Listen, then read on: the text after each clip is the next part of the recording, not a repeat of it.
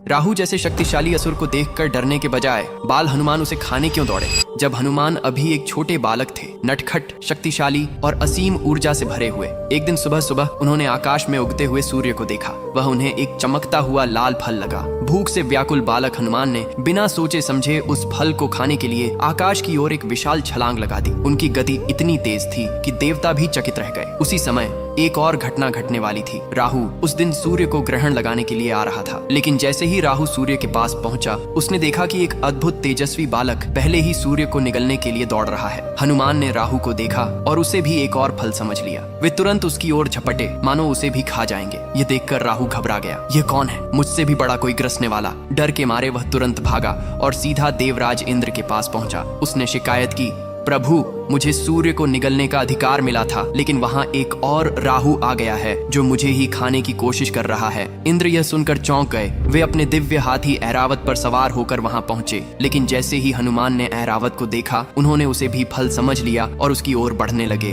अब स्थिति गंभीर हो गई। इंद्र ने क्रोधित होकर अपने वज्र से हनुमान पर प्रहार किया, जिससे वे घायल होकर नीचे गिरने लगे। यह देखकर उनके पिता वायुदेव क्रोधित हो गए और उन्होंने पूरी सृष्टि से वायु को हटा लिया। सारी सृष्टि संकट में आ गई। देवता घबराकर ब्रह्मा के पास पहुंचे। अंततः सभी देवताओं ने एकत्र होकर बालक हनुमान पर अपनी दिव्य कृपा बरसाई। उन्हें अमृता का आशीर्वाद मिला, अपार शक्ति का वरदान प्राप्त हुआ और वे अजेय तथा असीम सामर्थ्य के स्वामी बन गए।